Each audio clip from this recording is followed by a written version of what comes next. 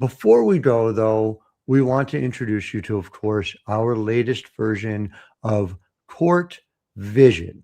Jackie and I have been covering the CBA negotiations for a very long time. It's easy to get lost in the details sometimes, or it's easy to avoid the gray area and focus on black and white. And you just say, oh, the players believe this, the owners believe this. As I wrote over at Basketball Wednesday at the 9 yesterday, there are factions within, and it's important to understand the full dynamic involved. Jackie, you saw something, though, with Breanna Stewart that really stood out to you. Take us through what you're seeing in this week's Court Vision.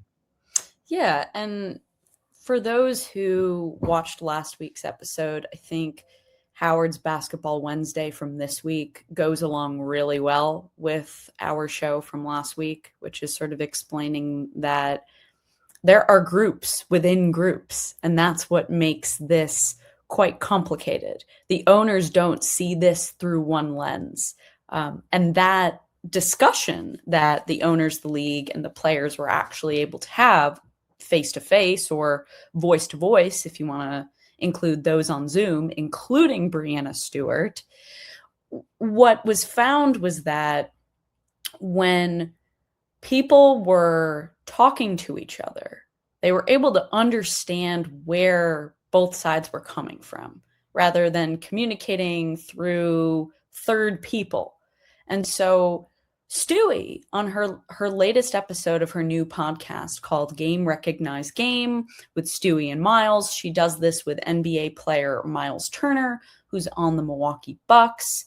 It's a really good listen. And as someone who is not so dialed into the MNBA, I think Myles Turner is a breath of fresh air. And so Stewie, she said something that really caught my attention, which I'm going to play.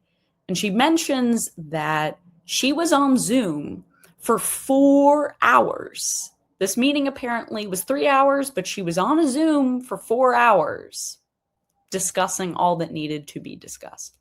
And she had to play a game in Miami hours later. So let's take a listen at what Breanna Stewart learned from this meeting and how she feels about negotiations moving forward. I think that call was great just from being able to hear the perspective of both sides, from the league side, from the player side, and what we want. So our recent CBA proposal that we got, there's movement. There's traction. We're finally headed in a direction. So I'm excited. I'm excited to hopefully negotiate back. Right. And, really kind of do the negotiations, because unfortunately it's been 18 months and we haven't negotiated. We've been just fighting about, well, we don't like your proposal and you don't like our proposal and nobody's going to budge. Mm-hmm. So it's been pretty frustrating, but I've been trying to kind of be as involved as I can. I was on the Zoom for 4 hours that Monday, and then we had a game at 8:45 at night, and it was this is the one time where I'm I wish I didn't have a game day today. Mm-hmm. But it's I don't want to miss the moments. I want to be there and make sure that I'm helping make sure that all questions are asked and people understand everything that's going on. So, Howard, can you read my mind? Did what stand out to me stand out to you? Boy, it sure did. The idea that this was not a complaint about the league alone. This was very much a feeling that both sides were doing a disservice to the process. And so to hear that from somebody on the executive committee is striking. To hear that in a public way is striking and speaks to what I've reported, and we've talked about the fact that there's a pretty wide disparity within the PA itself around how militant moving towards a strike they ought to be.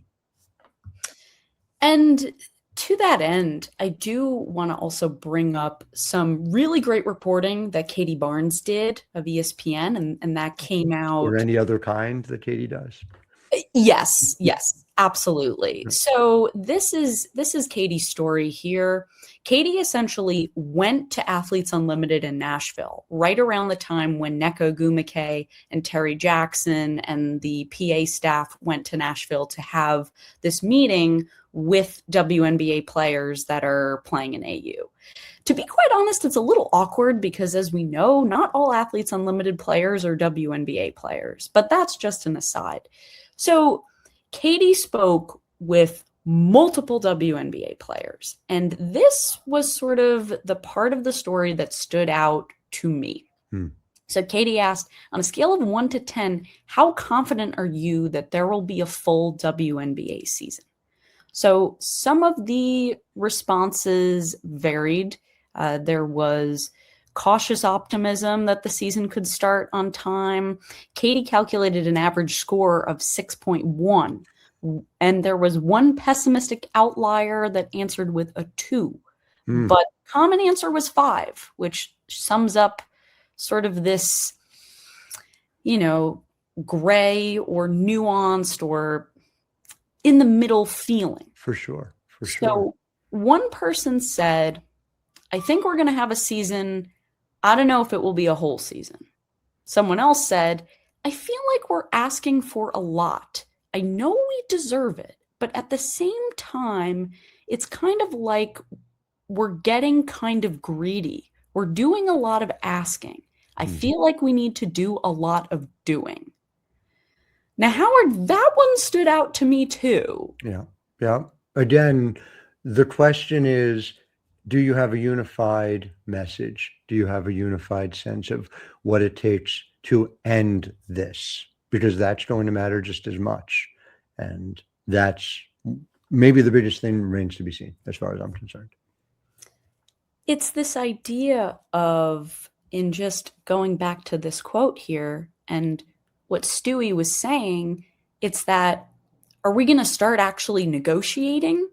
I think you could count that the movement on player housing was a positive step because there was negotiation between both sides. Yeah, we've seen some movement, and it's encouraging. It's also a real question of the clock ticking. It is February 12th, and there is a multi-team expansion draft, free agency, and a collegiate draft that need to take place before training camp in the season. So it's getting real tight. It's getting incredibly tight. And I recommend listening to the rest of Breanna Stewart's podcast, where she talks about how essentially if games are missed, that's going to be taken right out of the player's pay because there is this new revenue share system. So that's part of the equation as well.